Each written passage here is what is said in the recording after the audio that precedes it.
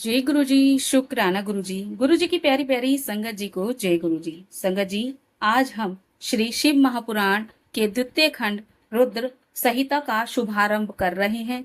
रुद्र संहिता के प्रथम अध्याय से लेकर चौथे अध्याय तक देवर्षि नारद के मोहभंग से लेकर और कामदेव पर उनकी विजय की अद्भुत कथा का वर्णन भी मिलता है। कथा की शुरुआत होती है उस तपोभूमि से जहां कभी महादेव ने कामदेव को भस्म किया था।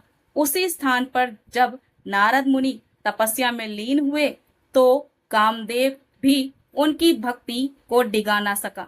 लेकिन यहीं से जन्म हुआ एक छोटे से अहंकार का। और संगत जी, पूरा आपको सुनने को मिलेगा वीडियो में। चलिए समय न गवाते हुए ओम नमः शिवाय, शिवजी सदा सहाय। ओम नमः शिवाय, गुरुजी सदा सहाय। जय गुरुजी। शुक्राना गुरुजी। जय जय गुरुजी।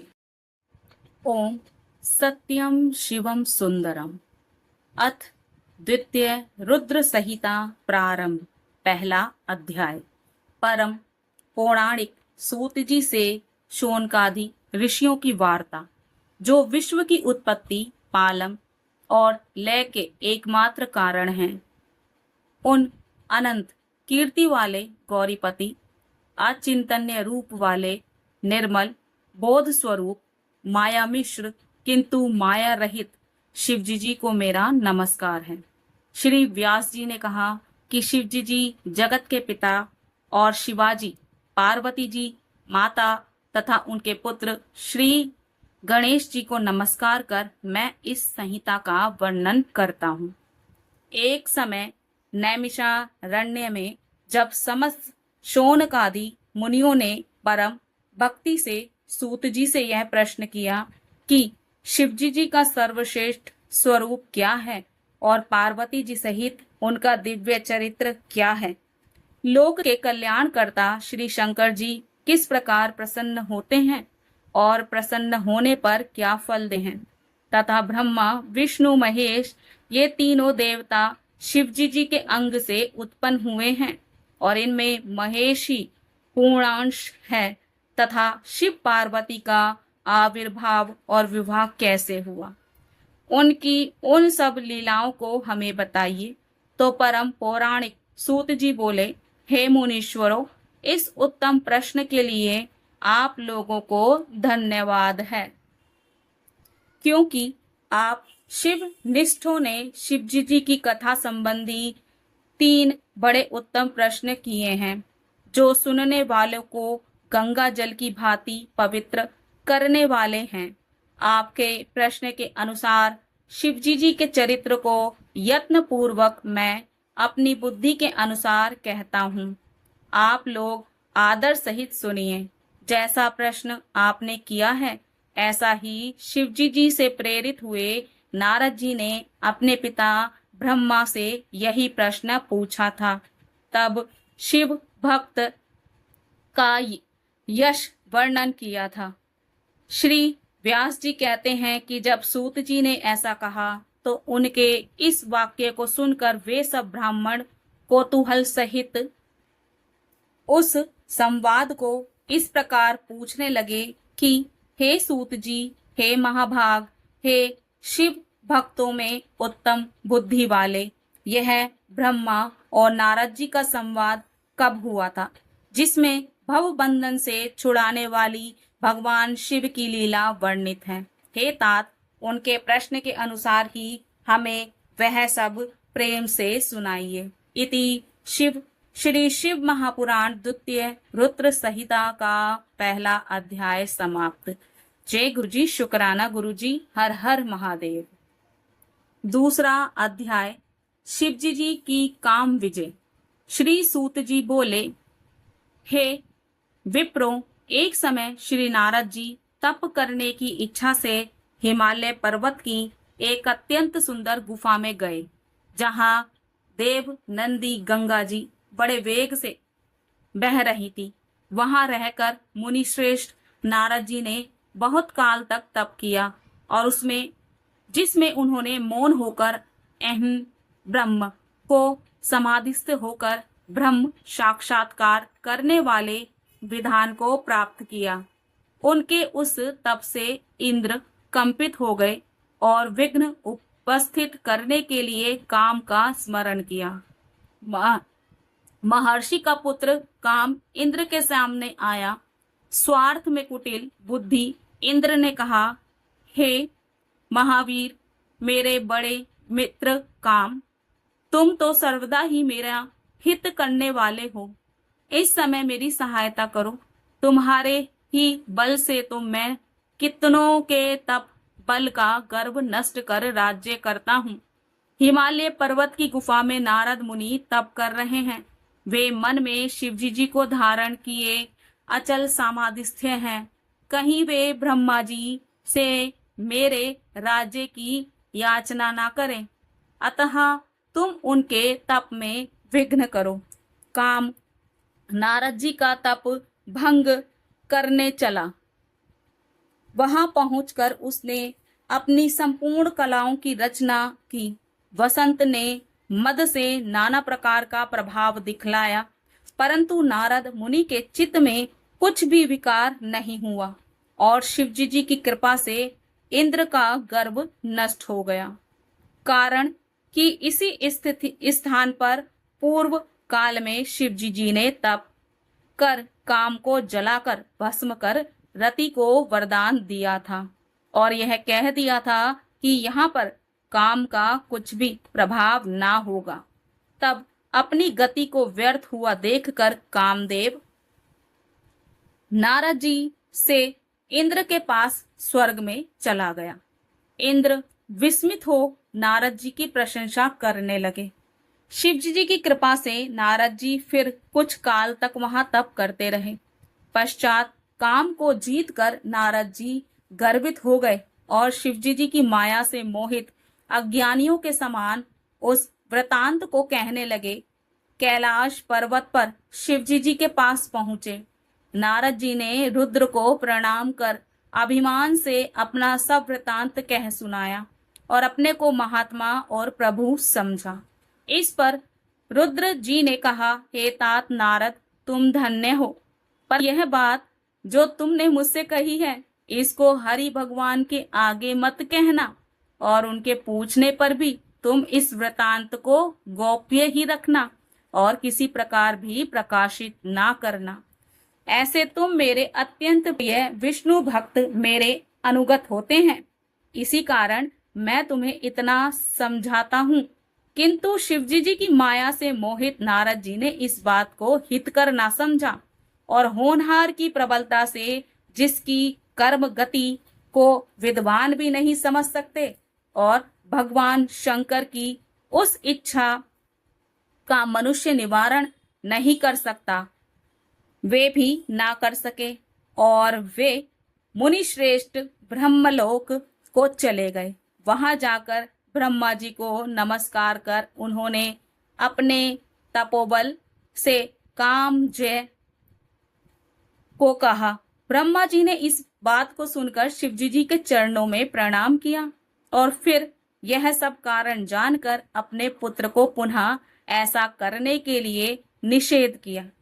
परंतु ब्रह्मा जी के कहने पर भी नारद ने उस पर ध्यान न दिया, क्योंकि उनके मन में मद रूप अंकुर उत्पन्न हो गया था। लोक में शिवजी जी की जैसी इच्छा होती है वैसी होता है, क्योंकि उनके अधीन यह सब जगत है और उनकी ही आज्ञा में सब स्थित है। नष्ट बुद्धि वाले मंद्राकर मन वाले नारद जी अपना वृतांत कहने के लिए शीघ्र ही विष्णु लोक में विष्णु जी के पास जा पहुंचे।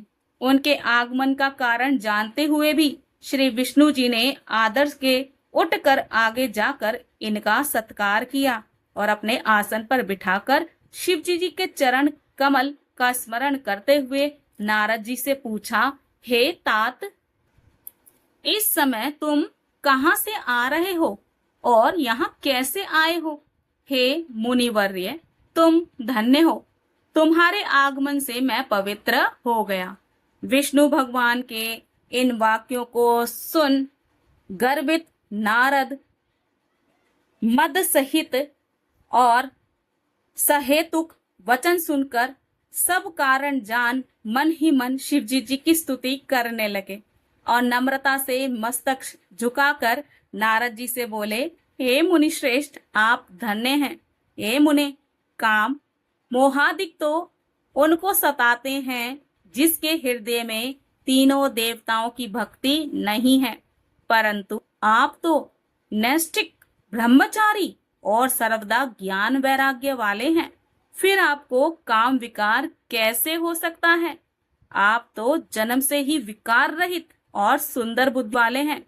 मुनि श्रेष्ठ नारद ने भगवान के इन वचनों को सुनकर हृदय में उन्हें नमस्कार किया और हंसकर भगवान से बोले, हे स्वामिन, यह सब आपकी कृपा है। ऐसा कहकर हरि को प्रणाम कर वे इच्छानुसार स्थान को चले गए। इति श्री शिव महापुराण द्वितीय रुद्र संहिता का दूसरा अध्याय समाप्त। जय गुरुजी, शुक्राना गुरुजी, हर हर महादेव। तीसरा अध्याय, नारद जी द्वारा शिव गणों को शाप। ऋषि बोले, हे महाभाग व्यास शिष्य सूत जी, आपको नमस्कार है जो आपने कृपा कर हमारे लिए इस अद्भुत चरित्र का वर्णन किया है। हे तात, यह सब आप हमसे कहिए। श्री व्यास जी कहते हैं कि जब पौराणिकों में उत्तम सूत जी से ऋषियों ने इस प्रकार पूछा तो उनकी अनेक स्तुतियों को सुनकर शिव जी का स्मरण करते हुए सूत जी बोले, जब नारद जी चले गए तो भगवान ने अपनी माया को प्रेरित कर नारद जी के जाने वाले मार्ग में 100 योजन विस्तार वाले एक सुंदर नगर की रचना कर दी, जो उनके विष्णुलोक से भी सुंदर और अनेक वस्तुओं से परिपूर्ण था और जिसमें ऐश्वर्य संपन्न शील निधि नाम का राजा अपनी पुत्री के स्वयंवर का महान उत्सव कर रहा था और जिसमें चारों ओर के राजा आए थे तथा वे सभी कन्या के वरण में उत्सुक हुए, अनेक प्रकार के वेशों से शोभा संपन्न थे। ऐसे नगर को देखकर नारद जी मुग्ध हो गए और उनमें काम का अद्भुत संचार हो आया। कौतुकी नारद राजा के द्वार पर जा पहुंचे और राजा शीलनिधि ने उन्हें श्रेष्ठ रत्नों के सिंहासन पर बिठाकर उनकी पूजा की और श्रीमती नामक अपनी कन्या को बुलाकर नारद के चरणों में प्रणाम कराया। तब उस कन्या को देखते ही नारद जी विस्मित हो राजा से उसका परिचय पूछने लगे और परिचय पाकर काम विह्वल हो उसको पाने की इच्छा कर राजा से बोले, हे राजन, तुम्हारी यह कन्या सब लक्षणों से युक्त है, बड़ी भाग्यशालिनी और धन्य है। इसमें लक्ष्मी के से सभी गुण विद्यमान हैं और देवताओं में श्रेष्ठ, सबका ईश्वर जो किसी से जीता ना जा सके, शिवजी जी के समान विभु और जो काम को जीतने वाला होगा, निश्चय ही वही इसका पति होगा। ऐसा कहकर नारद जी राजा को आज्ञा देकर शिव माया से मोहित स्वेच्छा पूर्वक वहां से चल दिए और मन में विचारने लगे कि इसको स्वयंवर में किस प्रकार प्राप्त करूं तथा यह सब राजाओं को छोड़ अकेले मेरा ही वरण कैसे करेगी। स्त्रियों को प्राय सुंदरता ही अत्यंत प्रिय होती है, जिसे देखकर स्त्रियां प्रसन्न हो निसंदेह उसके वश में आ जाती हैं। तब विष्णु जी बड़े सुंदर हैं। नारद जी उनका रूप मांगने के लिए विष्णु लोक चले गए। वहां विष्णु जी को नमस्कार कर काम विह्वल नारद जी ने शील निधि राजा की विशाल नेत्रा कन्या श्रीमती का परिचय देकर स्वयंवर में उसको वरण करने की इच्छा व्यक्त की और कहा कि यदि आप अपना रूप मुझको दे दें तो अवश्य ही वह मुझको प्राप्त हो सकती है। आपके बिना वह मेरे कंठ में जयमाल नहीं डालेगी। हे नाथ, आप मुझे अपना रूप दीजिए, क्योंकि मैं आपका प्रिय सेवक हूँ। सूत जी कहते हैं कि मुनि के इस वचन को सुनकर भगवान हंसे और शिवजी जी की प्रभुता को जानकर दया से यह वचन बोले, हे मुने, आप जहाँ जाना चाहे चले जाइए। जैसे वैद्य रोगी का हित करता है, वैसे ही मैं आपका प्रिय कार्य करूंगा, क्योंकि आप मेरे प्यारे हो। ऐसा कहकर भगवान विष्णु ने मुनि को बंदर का मुख दे दिया और इस पर कृपा करने के लिए अंतर्ध्यान हो गए। मुनि ने समझा कि हरि ने मुझ पर कृपा कर दी, वह कृतार्थ हो चले, परंतु उनके यत्न को नहीं पहचाना। फिर मुनि श्रेष्ठ नारद जी शीघ्र ही वहां गए जहां राजपुत्रों से घिरा हुआ स्वयंवर हो रहा था। फिर तो राजपुत्रों से व्याप्त हो दिव्य वह स्वयंवर सभा, जो उस समय इंद्र की सभा के समान शोभायमान हो रही थी, उसमें जाकर नारद जी बैठ गए और विचारने लगे कि अब तो विष्णु रूपीधारी मुझको राजकन्या निश्चय ही वरण करेगी। उन्होंने अपने मुख को कुरूप नहीं जाना। अन्य सब मनुष्यों ने मुनि के पूर्व रूप को ही देखा और अन्य सभी राजपुत्रों ने भी उस भेद को ना जाना, परंतु वहां जो रुद्रगण जो ब्राह्मण के वेश में नारद जी की रक्षा के लिए आए थे, वे उस भेद को जानते थे। वे दोनों मुनि को मूढ़ समझकर मुनि के पास गए और परस्पर बातें हुए नारद जी की हंसी करने लगे। छल युक्त उन्होंने नारद जी का परिहास किया। कामविल मुनि ने उनके वाक्य को यथार्थ रूप में नहीं सुना। फिर राजकन्या को प्राप्त करने की इच्छा से उसी को देखते हुए मोहित हो गए। इसी बीच वह राजकन्या बहुत सी स्त्रियों सहित अंतःपुर से पति वरण की इच्छा से चली, जिसके हाथ में सुवर्ण की माला थी और वह सुंदर व्रत वाली साक्षात लक्ष्मी के समान सभा में आ पहुंची तथा अपने समान वर को ढूंढती हुई घूमने लगी।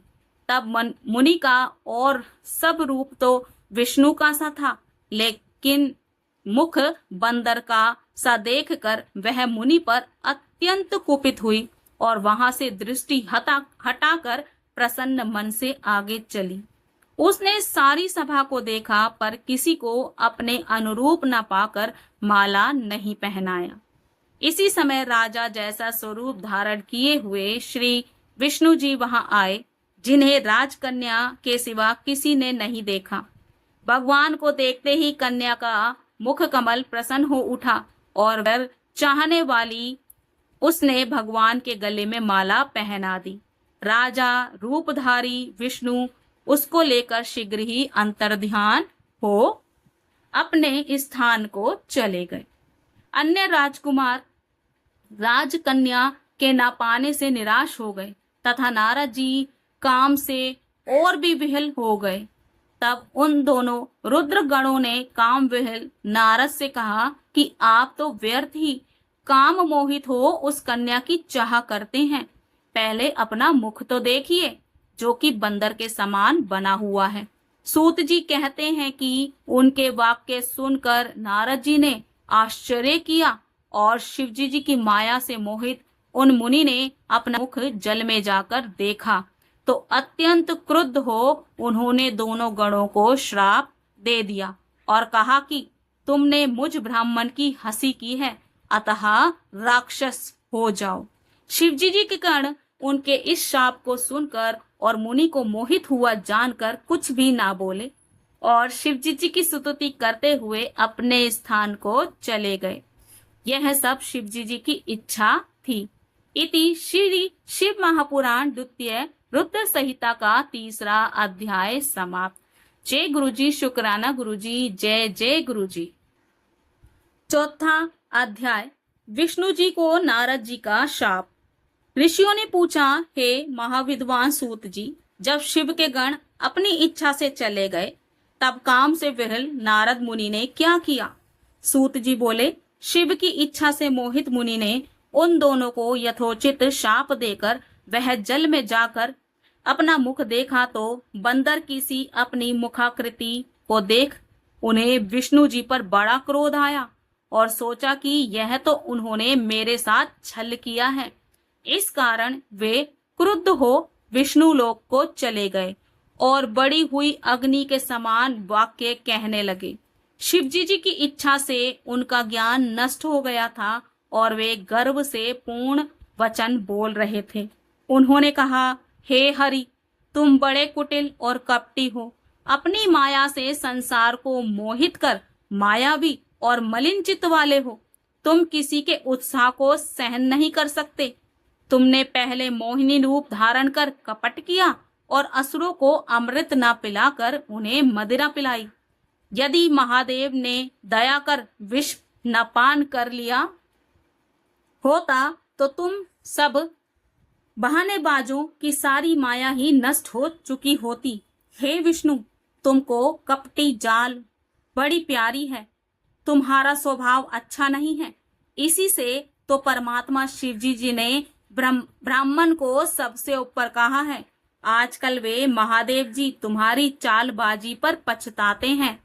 इसलिए हे हरि, यह जानकर आज मैं उन्हीं शिवजी जी के बल पर शिक्षा देता हूँ, जिससे तुम फिर कहीं पर ऐसा कर्म ना करो, क्योंकि तुम बड़े निशंक हो।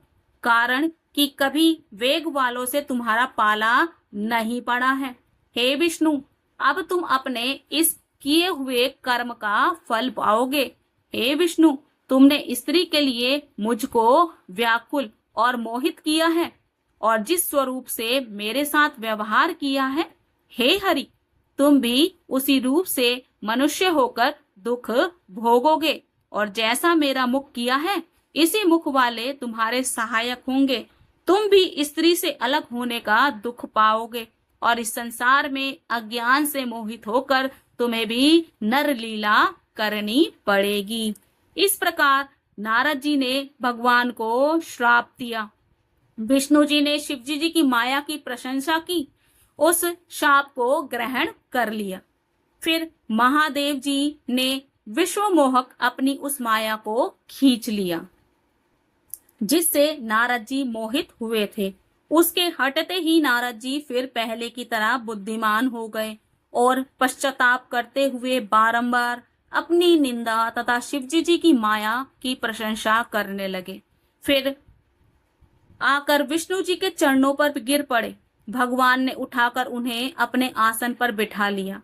नारद जी ने क्षमा की प्रार्थना की तो विष्णु जी ने समझा कर कहा कि हे नारद, खेद मत करो, तुम मेरे श्रेष्ठ भक्त हो, इसमें संदेह नहीं। तुमको नरक नहीं होगा, क्योंकि तुमने मद से मोहित होकर शिवजी जी का वाक्य नहीं माना था। तुम उनके और हमारे भी बड़े भक्त हो, इससे शिवजी जी तुम्हारा कल्याण करेंगे। और यह तो तुम्हारे गर्भ नाश के लिए ही उन्होंने ऐसी माया की थी। भगवान शंकर गर्भ के हरण करता है।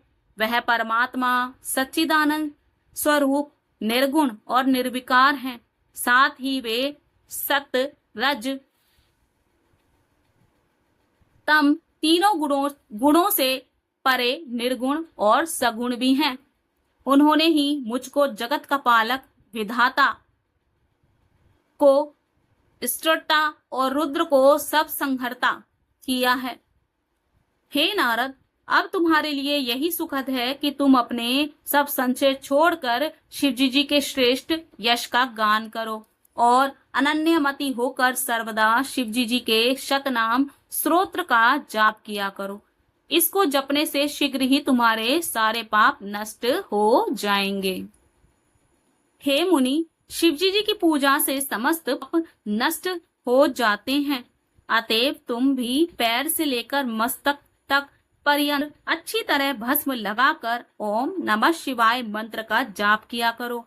शिव के प्रिय रुद्राक्षों को यत्न से सब अंगों में धारण करो। सर्वदा शिवजी जी की कथा कहो, सुनो और शिव भक्तों को अच्छी तरह बारंबार पूजो। निरालस्य हो, सर्वदा शिवजी जी की शरण में रहो। शिवजी जी के स्वच्छ चरणों को हृदय में धारण करो और शिव के प्रिय आनंद वन में जाओ। वहां विद्वेश्वर को देखकर भक्ति से उनका पूजन करो। तथा उनकी विशेष स्तुति और प्रणाम कर बंधन रहित हो जाओ। हे मुनि, इसके पश्चात आप जहाँ चाहे गमन करना, मेरे शासन से ब्रह्मलोक में जाना और वहां पर अपने पिता ब्रह्मा की स्तुति और नमस्कार करना तथा उनमें भी शिवजी जी का महात्म्य पूछना। वहां वे तुम्हें शिवजी जी के 100 नामों का स्तोत्र सुनावेंगे। हे मुनि, आज से तुम शैव हो जाओ, शिवजी जी तुम्हारा कल्याण करेंगे। ऐसा कहकर शिवजी जी की स्तुति करते हुए उनका स्मरण और नमस्कार कर वे वहीं लुप्त हो गए। श्री शिव महापुराण द्वितीय रुद्र संहिता का 4था अध्याय समाप्त। जय गुरुजी, शुक्राना गुरुजी, हर हर महादेव। संगत जी, इस अध्याय से हमें एक सीख भी मिलती है। वह यह है कि जब व्यक्ति को अपनी सिद्धि या ज्ञान का अहंकार हो जाता है तो ईश्वर किसी न किसी रूप में उसका अहंकार अवश्य तोड़ते हैं। संगत जी, मैं आज अपनी वाणी को यहीं विराम दूंगी और कल हम द्वितीय रुद्र संहिता खंड 2, जो कि श्री शिव महापुराण को 7 खंडों में बांटा गया है, इसका द्वितीय खंड है रुद्र संहिता। इसका 5वां अध्याय नारद जी द्वारा परिभ्रमण किया जाना, 6वां अध्याय ब्रह्मा जी द्वारा प्रकृति के 25 तत्वों का वर्णन और बहुत सारे आते रहेंगे अध्याय, उनका वर्णन, उनका स्मरण करेंगे, भगवान शिव का वर्णन करेंगे। और सुबह 10:30 बजे आपको गुरुजी तेरा ब्लेसिंग पर डेली श्री शिव महापुराण के वीडियो देखने को मिलेंगे। और संगत जी, शाम को इसी चैनल पर आपको दिव्य आभा, शाम को 5 बजे आपको दिव्य आभा, जो कि गुरुजी जब चोले में थे तो उन्होंने संगत को बताया था उस बुक के विषय में, क्योंकि चोला छोड़ने से पहले वो चाहते थे कि उनके विषय में भी कोई बुक आए। लेकिन जब हमारा दुर्भाग्य है कि जब वो बुक आई तो उस समय गुरुजी चोला छोड़ चुके थे। तो वो भी हमारे लिए बहुत पूजनीय है। जिस तरीके से हमारे लिए श्री शिव महापुराण बहुत ज्यादा पूजनीय है, वैसे ही वह बुक भी हमारे लिए बहुत पूजनीय है। और अगर आपको वीडियो अच्छे लगते हैं तो अपने मित्र गणों के साथ में, अपने फैमिली मेंबर्स के साथ में आप शेयर कर सकते हैं। चैनल को सब्सक्राइब कर लीजिए, लाइक कर लीजिए, बेल आइकन को प्रेस कर लीजिए, ताकि जब भी मैं कोई नोटिफिकेशन, जब भी कोई नई वीडियो अपलोड करूं तो उसकी नोटिफिकेशन आपके पास पहुंच जाए। जय गुरुजी, शुक्राना गुरुजी, जय जय गुरुजी।